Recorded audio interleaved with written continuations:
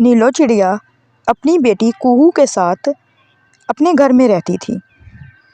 दोनों माँ बेटी एक दूसरे के साथ बहुत ही ज़्यादा खुश रहती थीं और उन दोनों को एक दूसरे के साथ वक्त गुजारना बहुत अच्छा लगता था। नीलो चिड़िया अपनी बेटी कुहू को बहुत ज़्यादा प्यार करती और उसका बहुत ज़्यादा ख्याल रखती थी। इसीलिए उसने उसके लिए इतना प्यारा घर बनाया था ताकि उसकी बेटी वहाँ पे आराम से रह सके और उसको कोई भी मुश्किल पेश ना हो। कुहू बेटा, आप यहाँ पे खुश तो हो ना? ये घर मैंने आपके लिए ही बनाया है। आप यहाँ पे आराम से रह रही हो ना? कोई मुश्किल तो नहीं है ना आपको? नहीं मम्मा, आपको देखते हुए मुझे क्या मुश्किल हो सकती है? मैं यहाँ पर बहुत खुश हूँ। आप सारा दिन मेरे लिए मेहनत करती हो और इतनी ज़्यादा थक भी जाती हो। मेरे लिए आपने इतना बड़ा घर बनाया है। मुझे यहाँ पे क्या मुश्किल हो सकती है मम्मा? मम्मा, थैंक यू सो मच। आपने मेरे लिए इतना अच्छा घर बनाया और इतनी मेहनत करती हो मेरे लिए। Thank you mamma. I love you mamma. इसी तरीके से दोनों माँ बेटी एक दूसरे के साथ बहुत ही खुशी खुशी वक्त गुजार रही थीं। वो एक दूसरे के साथ बहुत ही खुश रहती थीं। जब भी वो इकट्ठी होती तो एक दूसरे के साथ खूब बातें करती और बहुत ही ज़्यादा। एक दिन उनके घर हरियाली चिड़िया आई और उनका घर देखकर बहुत ही खुश हुई। नीलो चिड़िया ने कहा,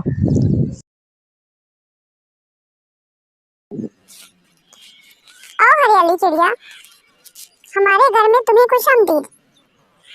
कैसे आना हुआ? आज से पहले तो तुम कभी नहीं आई।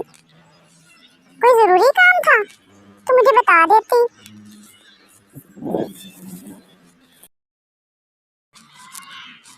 नहीं नहीं नीलो चिड़िया, तुमने नया घर बनाया था ना, मैंने सोचा तुम्हें मुबारक दे आऊं और तुम्हारा घर भी देखाऊं। तुमने तो बड़ा ही प्यारा घर बना लिया है। काफी मेहनत लगी होगी ना ये घर बनाने में। अब तुम माँ बेटी यहाँ पे बड़े आराम से रहती हो और तुम लोगों को यहाँ पे बड़ा ज्यादा सुकून भी मिल जाता होगा। हाँ हरियाली, अल्लाह का शुक्र है, अब हम यहाँ पे बड़े खुश रहते हैं और मेरी बेटी आराम से रहती है। मैं दिन में यहाँ से चली जाती हूँ और अपना काम करके शाम को वापस आती हूँ। मेरी बेटी को यहाँ पर कोई खतरा नहीं होता। कोई भी शिकारी परिंदा मेरी बेटी को नुकसान नहीं पहुँचा सकता। मेरी बेटी अभी छोटी है, वो अपना दाना खुद नहीं ला सकती, इसलिए मैं इसके लिए भी दाना ले आती हूँ और अपने लिए भी। और हम माँ बेटी बड़ी खुशी खुशी रह रही हैं यहाँ पे। हरियाली, तुम बैठो, मैं तुम्हारे लिए खाना लेकर आती हूँ। नीलो चिड़िया ने हरियाली चिड़िया को खाना खिलाया और आपस में बातें करने लगी। हरियाली चिड़िया उसका घर देखकर अपने ही दिल में जलन महसूस कर रही थी और अपने दिल में सोच रही थी कि नीलो चिड़िया ने इतना बड़ा घर बना लिया है और मैं और मेरा शौहर अभी तक उस टूटे फूटे घोंसले में रह रहे हैं। इसका काश ये घर मेरा हो जाता और मैं और मेरा शौहर इधर रह सकते, लेकिन इसके लिए कोई ना कोई तरकीब सोचनी पड़ेगी, कोई प्लान बनाना पड़ेगा कि इसका ये घर मेरा हो जाए, इन माँ बेटी को मैं बाहर निकाल दूं। वो उड़कर अपने शौहर के पास गई। उसने अपने शौहर से कहा, अजी सुनते हो, नीलो चिड़िया ने अपना बहुत बड़ा घर बना लिया है। मैं अभी देख कर आई हूँ। वो घर बहुत ज्यादा आरामदेह भी है। उसमें वो दोनों माँ बेटी बहुत ही ज्यादा खुश रह रही हैं। उसमें हर चीज मुयस्सर है। और वहाँ पे बहुत ज़्यादा सुकून भी है। बाहर का शोर शराबा भी नहीं है। और तुमने मुझे इसी टूटे फूटे घर में रखा हुआ है। इतने साल हो गए, तुमसे तो नया घर बनाया नहीं गया। और उसने अपनी बेटी के लिए नया घर भी बना लिया। एक चिड़िया होकर उसने इतना बड़ा घर बना लिया, और एक चिड़ा होकर तुमसे घर नहीं बनाया गया। मैं तुमसे बात नहीं।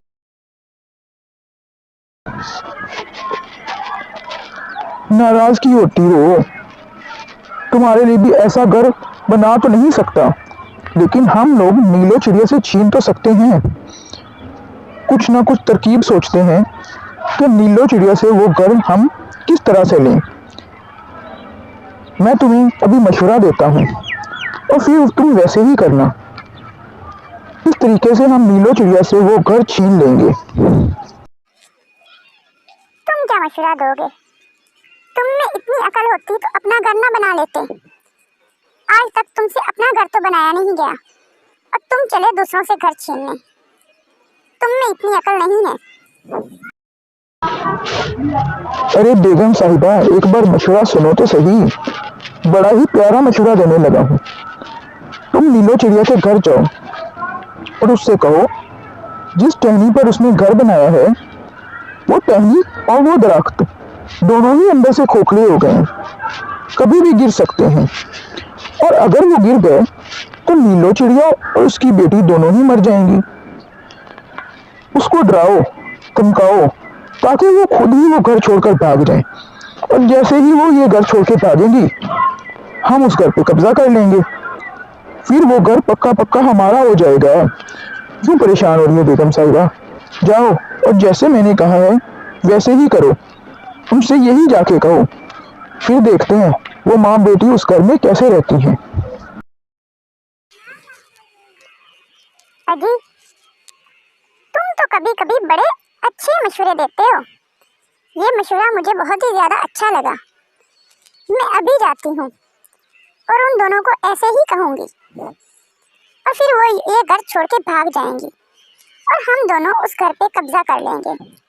चलो, अब मैं चलती हूँ। हरियाली चिड़िया फिर से नीलो चिड़िया के घर गई और उसने जाते ही नीलो चिड़िया से कहा, नीलो नीलो नीलो नीलो, बाहर से मैं अभी सुन के आई हूँ। कुछ शिकारी आए थे, वो ये दरख्त देख कर गए हैं। उन्होंने कहा है कि हम जल्द ही ये दरख्त काट लेंगे, क्योंकि वो दरख्त अंदर से खोखला हुआ है और कभी भी गिर जाएगा। तुम जल्दी से यहाँ से चली जाओ। ये ना हो कि वो ऊपर तुम्हें बैठा हुआ देखें तो तुम्हें और तुम्हारी बेटी को भी मार दें। अपना इंतजाम अभी से कर लो, फिर ये ना कहना कि मैंने तुम्हें बताया नहीं। नीलो चिड़िया और इसकी बेटी बहुत ज़्यादा डर गए। नीलो चिड़िया ने कहा, नहीं, मैं आज ही यहाँ से चली जाऊंगी। हम लोग किसी टूटे हुए घोंसले में रह लेंगे, लेकिन मैं अपनी और अपनी बेटी की जान खतरे में नहीं डाल सकती। मेरी बेटी में मेरी जान बसती है, इसके अलावा मेरा दुनिया में है ही कौन। मैं इसको आज ही यहाँ से लेकर निकल जाऊंगी और हम लोग किसी घोंसले में जाकर रह लेंगे। कम से कम जिंदा तो रहेंगे ना। अभी वो आपस में बातें कर ही रही थीं कि ऊपर से मीठी चिड़िया आ जाती है। मीठी चिड़िया ने बाहर हरियाली और उसके शौहर की सारी बातें सुनी थीं। वो आती है और नीलो चिड़िया से कहती है, नीलो, मैंने इसकी और इसके शौहर की सारी बातें सुनी हैं। तुम इसकी बातों में ना आओ। ये तुम्हारा घर छीनना चाहती है। बाहर बैठी ये और इसका शौहर बातें कर रहे थे, तब मैंने सुनी ये कह रही थी कि हम उनसे उनका घर छीन लेते हैं और उसको जाकर ये वाला झूठ बोलेंगे। ये तुम्हें झूठ बोल रही है। इसकी बातों में बिल्कुल मत आना और अपना घर छोड़कर बिल्कुल मत जाना। ये पेड़ निहायत ही मजबूत पेड़ है और अभी नहीं गिरने वाला। ये झूठ बोल रही है और तुमसे सिर्फ घर छीनने के लिए ऐसे बहाने बना रही है। जैसे ही तुम ये घर छोड़कर जाओगी, ये तुम्हारे घर पे कब्जा कर लेगी तुम इसकी बात बिल्कुल ना मानो। तब जाकर नीलो चिड़िया ने कहा, मैंने इस पे इतना ज़्यादा भरोसा किया था। मैंने इस पे इतना ज्यादा भरोसा किया था और इसको अपने घर में आने दिया, इसको अपना मेहमान बनाया और इसको खाना भी खिलाया। उसके बावजूद इसने मेरे खिलाफ इतनी बड़ी साजिश की। इसका मतलब है कि हमें किसी से दोस्ती नहीं करनी चाहिए। दोस्त ही दूसरे दोस्त को धोखा देता है। अगले दिन मीठी चिड़िया जंगल गई और बड़ी ही मुश्किल से अंगूर ढूंढ कर लाई। उसे पता था कि अंगूर मीनू को बहुत ही ज़्यादा पसंद हैं। वो अंगूर लेकर जब अपने घोंसले में वापस आई तो मीनू ने कहा, मीठी, ये आप मेरे लिए लाई हैं? आपको पता है ना मुझे अंगूर कितने पसंद हैं। आपका बहुत शुक्रिया। मैं आपकी बहुत ज़्यादा एहसानमंद हूँ। आप मेरा कितना ज़्यादा ख्याल रखती हैं ना। शुक्रिया। नहीं मीनू, इसमें शुक्रिया की क्या बात है। तुम मेरी छोटी बहन हो और इस पूरे जहान में तुम्हारे अलावा मेरा है ही कौन। मैं तुम्हारे लिए नहीं करूंगी तो और किसके लिए करूंगी। तुम ही तो मेरा सब कुछ हो। दूसरी तरफ कालू कौवा जंगल गया और एक पेड़ पर जाकर सो गया। सोते सोते उसको शाम हो गई। जब शाम को उसकी आँख खुली तो वो घर अब वापस आ गया और रात को उसको भूखा ही सोना पड़ा। उसको कोई भी खाने के लिए चीज़ नहीं मिली। वो अभी भी मीठी चिड़िया और मीनू चिड़िया दोनों को एक साथ देखता तो बहुत ही ज़्यादा जलन महसूस करता था और हमेशा एक ही बात सोचता रहता था।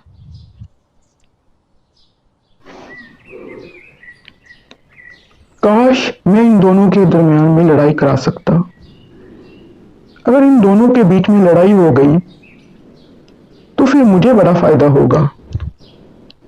ये मुझे भी खाना ढूंढ के दिया करेंगी। दोनों से अलग अलग खाना जाकर लिया करूंगा और अपना काम बनाऊंगा। कोई कोशिश करनी पड़ेगी। मेहनत के बगैर तो कुछ भी नहीं होता। इनके दरमियान लड़ाई कराने के लिए भी मुझे मेहनत ही करनी पड़ेगी। चलो कुछ तो करता हूं। अगले दिन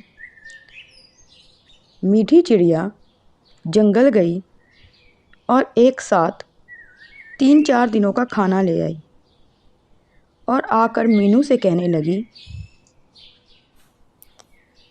मीनू, मैं 3-4 दिन का खाना इकट्ठा ले आई हूँ। अब मुझे लगता है बारिश होने वाली है और 3-4 दिन कुछ भी खाने को नहीं मिलेगा। इसीलिए मैंने 3-4 दिन का खाना इकट्ठा ही जमा कर लिया है। अब हमारे 3-4 दिन गुजर जाएंगे। तुम इसका खाने का ख्याल रखना और मैं बाहर से होकर आती हूँ। कालू कौवा ये सब देख रहा था। उसको एक तरकीब सूझी। थोड़ी देर बाद जब मीनू किसी काम के लिए थोड़ी देर के लिए अपने घोंसले से बाहर गई तो घोंसले को अकेला पाकर कालू कौवे ने वो सारा खाना घोंसले से उठा लिया और अपने घोंसले में ले गया। जब वो वापस आई तो खाने को अपने घोंसले में ना पाकर वो बहुत ही ज़्यादा परेशान हुई। उसने सोचा हाय अल्लाह, सारा खाना कहाँ गया? मैं यहीं पर तो रख के गई थी, पता नहीं कौन ले गया। अब मैं वो खाना कहाँ से ढूंढूं? मीठी कितनी मेहनत से वो खाना लाई थी। वो वापस आएगी तो मुझसे खाना पूछेगी तो मैं क्या करूंगी? पता नहीं क्या बनेगा। वो तो मुझे बहुत ही ज्यादा डांटेगी, उसको बहुत ज्यादा गुस्सा आएगा। पता नहीं मैं उसको क्या जवाब दूंगी। मीनू रोने लगी। थोड़ी देर में मीठी वापस आ गई। उसने आते साथ ही देखा मीनू रो रही है। उसने मीनू से पूछा, मीनू, तुम क्यों रो रही हो? क्या परेशानी है? मुझे बताओ। मैं तुम्हारी बड़ी बहन हूँ, मैं तुम्हारी हर परेशानी हल करूंगी। क्या मसला है? क्या हुआ? मीठी, जो आप खाना रख के गई थी ना, वो अब नहीं पड़ा हुआ। मैं थोड़ी देर के लिए घोंसले से बाहर गई थी, तब वो खाना पड़ा हुआ था, और अब मैं वापस आई हूँ तो कुछ भी नहीं पड़ा हुआ। पता नहीं वो कौन ले गया। आप तो मुझ पर ही इल्जाम डालोगी ना? ये मेरा यकीन माने, वो खाना मुझे नहीं पता कहाँ गया।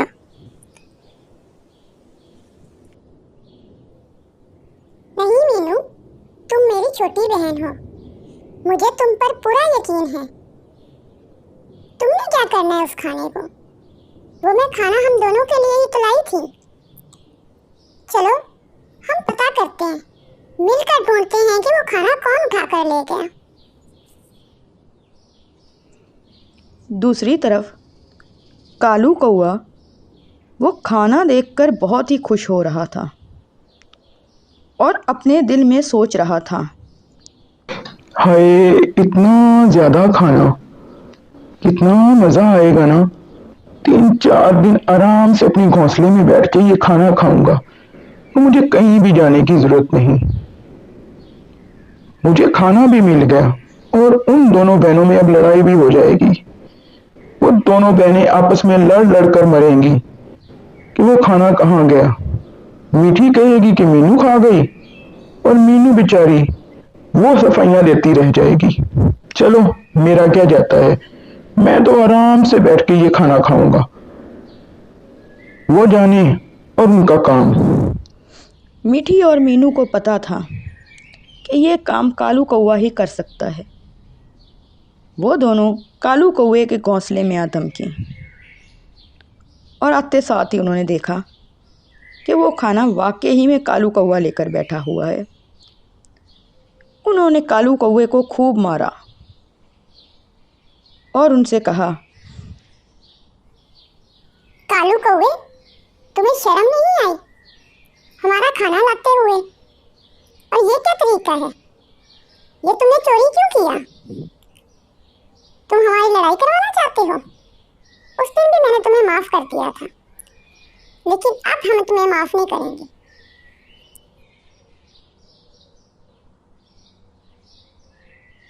उसके बाद उन दोनों ने फिर से उसकी खूब पिटाई लगाई और अपना खाना लेकर वहाँ से चली गईं। सोन चिड़िया एक दरख्त पर अपने घोंसले में रहती थी। उसने 2 अंडे दिए थे, जिनमें से कुछ ही दिनों में बच्चे बाहर आने वाले थे। उसी के साथ वाली टहनी पर एक आलसी कौआ रहता था। वो कौआ निहायत ही आलसी था, कोई कामकाज नहीं करता था, सारा दिन सोता रहता और खाना भी किसी से मांग कर खा लेता था। दाना चुगने के लिए भी नहीं जाता था, कभी सोनी चिड़िया से मांग लेता और कभी किसी और से मांग कर खाना खा लेता।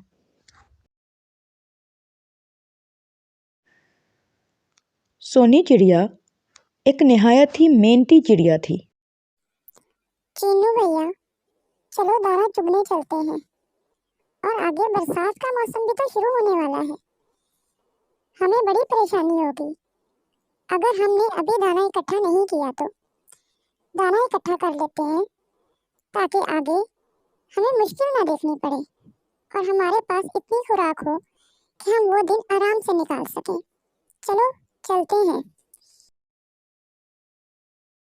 नहीं नहीं सोनी बहन, तुम जाओ। अभी ये तो मेरा आराम करने का वक्त है।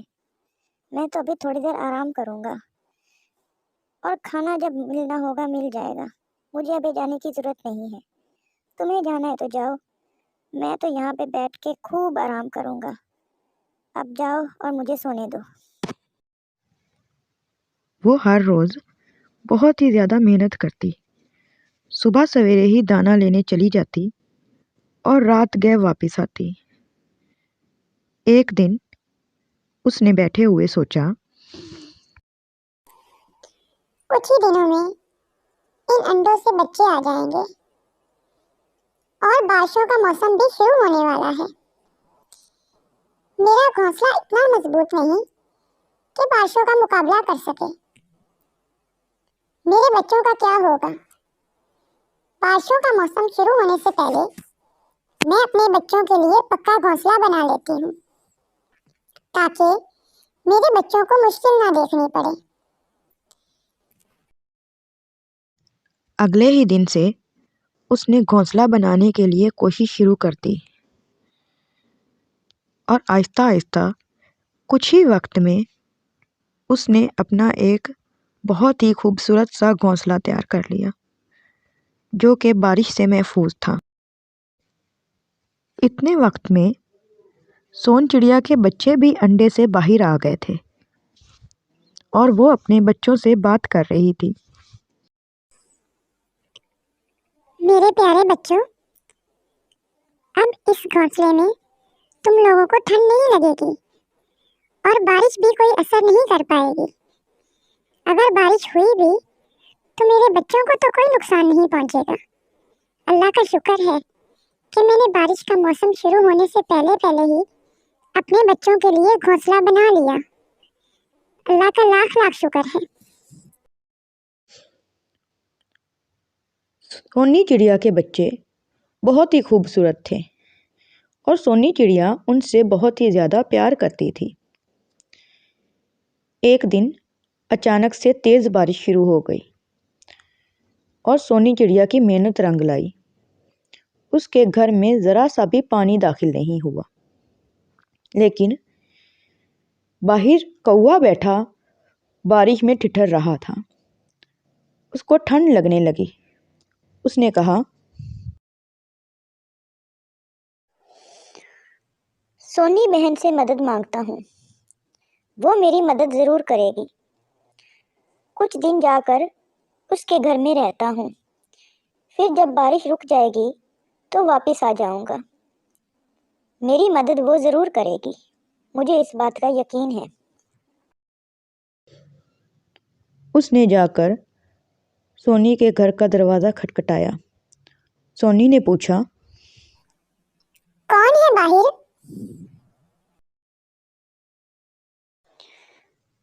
सोनी बहन, मैं हूँ, आपका भाई चिन्नू कौआ। मेरी मदद करो।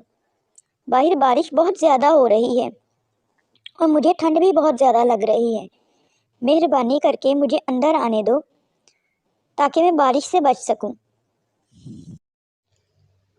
सोनी ने फ़ौरन ही दरवाज़ा खोला और उसको अपने घर के अंदर बुला लिया। उसको अपने बिस्तर पर बिठाया और उसको खाने के लिए दिया। चिन्नू कौआ सोनी का घर देखकर बहुत ही खुश हुआ। उसने अपने मन में सोचा, सोनी बहन का घर तो कितना आलीशान है और कितना आरामदेह है, और सोनी बहन भी कितनी अच्छी हैं। मेरी फ़ौरन ही मदद कर दी और मुझे खाने के लिए भी दिया। मैं अब यहीं रहूँगा, कुछ दिन आराम करता हूँ। कौआ सोनी के बिस्तर पर सोता और सोनी बेचारी नीचे अपने बच्चों के पास सोती। 3 दिन इसी तरीके से गुजर गए और 3 दिन बाद आखिरकार बारिश रुक गई और बाहर मौसम भी बहुत अच्छा हो गया। सोनी ने चीनू कौवे से कहा, चीनू भैया, बाहर तो बहुत ही अच्छा मौसम हो गया है। अब हम दोनों कोशिश करके आपका घोंसला बनाने की कोशिश करते हैं। कुछ ही दिनों में आपका घोंसला बन जाएगा। फिर आप अपने घोंसले में चले जाना और आपको भी वहां आराम मिल जाएगा। यहाँ मेरे बच्चों की वजह से आप परेशान होते होंगे। चीनू कौवे ने अपने दिल में सोचा, मुझे ये आलीशान घोंसला छोड़कर जाना पड़ेगा। कुछ बहाना बनाता हूँ, इससे कुछ कहता हूँ कि मुझे आज तो कम से कम ना जाना पड़े और मैं यहीं पे आराम कर लूँगा। उसने कहा, सोनी बहन, बारिश की वजह से मुझे ठंड लग गई है और मुझे बहुत ही तेज़ बुखार है। मुझ में इतनी ताकत नहीं कि मैं बाहर जाकर कोई काम कर सकूं। 1-2 दिन ठहर जाओ, फिर जैसे तुम कहोगी वैसे करूँगा।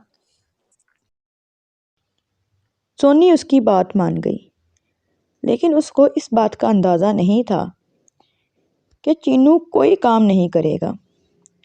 उसको काम करने की आदत ही नहीं है। वो तो एक आलसी कौवा है। उसको वहाँ से पर आराम से खाने के लिए मिल जाता था और सारा दिन आराम करता रहता था। इसके अलावा और उसे क्या चाहिए था? सोनी बेचारी रोज़ाना बाहर जाती और अपने बच्चों के लिए भी खाना लाती और चीनू कौवे के लिए भी खाना लाती। इस तरीके से वो बहुत ही ज़्यादा थक जाती थी। अगले दिन सोनी ने चीनू कौवे से कहा, चीनू भैया, अब तो आपकी तबीयत ठीक है।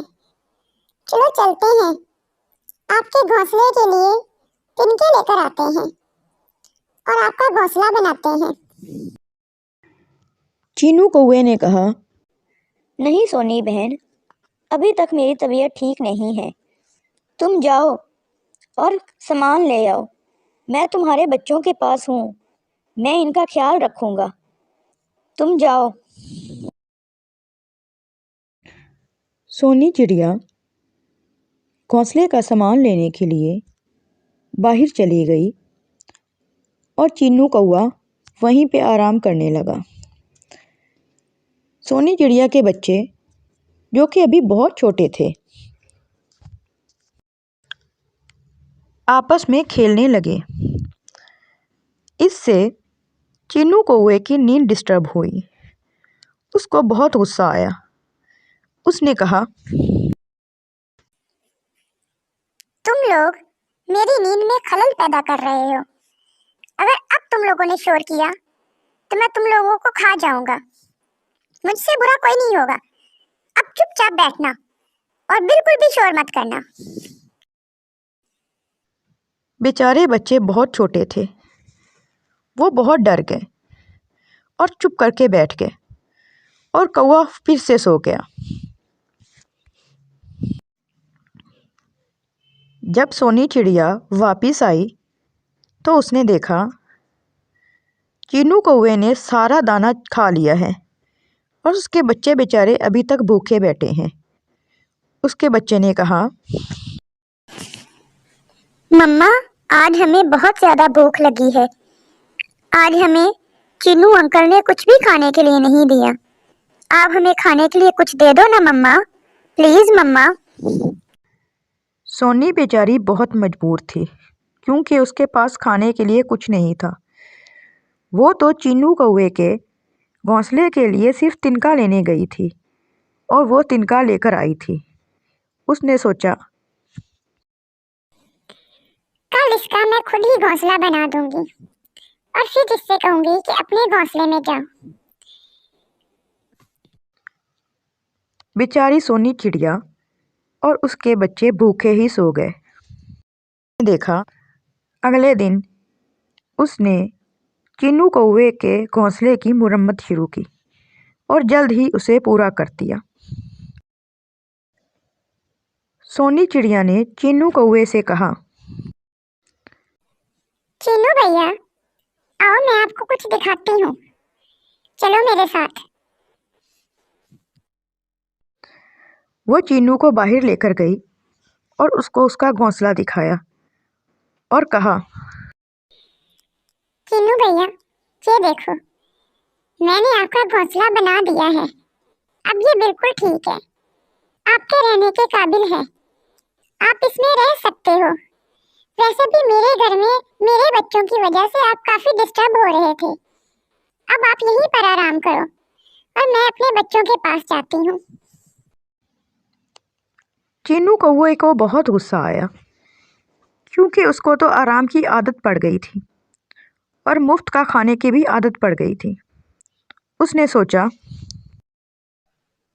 ये सोनी बहन ने मेरे साथ अच्छा नहीं किया। इसके घर में मैं कितने आराम से रह रहा था और ये मुझे यहाँ छोड़ के चली गई। इस घोंसले में तो बिल्कुल भी आराम नहीं होगा। यहाँ पे मैं सुकून से कैसे रह पाऊंगा। कितना नरम बिस्तर था, कितना सुकून था उस घर में। पता नहीं अब मेरा यहाँ क्या बनेगा। चीनू कौवा अपने घोंसले में बैठ गया, लेकिन उसको आराम नहीं आ रहा था। थोड़ी देर में उसने जाकर सोनी चिड़िया का दरवाज़ा खटखटाया और कहा, सोनी बहन, दरवाज़ा खोलो। मुझे बहुत भूख लग रही है। मेरी तबीयत ठीक नहीं कि मैं अपने लिए कुछ खाने के लिए ले आऊँ। मुझे कुछ खाने के लिए दे दो, फिर मैं अपने घोंसले में चला जाऊँगा। सोनी चिड़िया ने जवाब दिया, चीनू भैया, मैं भी आज सारा दिन आपका घोंसला बनाती रही हूँ। मेरे पास भी कुछ खाने के लिए नहीं है। आप जाके खुद कुछ ढूंढ लें। मैं अपने बच्चों के पास बैठी हूँ। मेरे बच्चे अभी छोटे हैं और मुझे आज इनकी तबीयत भी ठीक नहीं लग रही।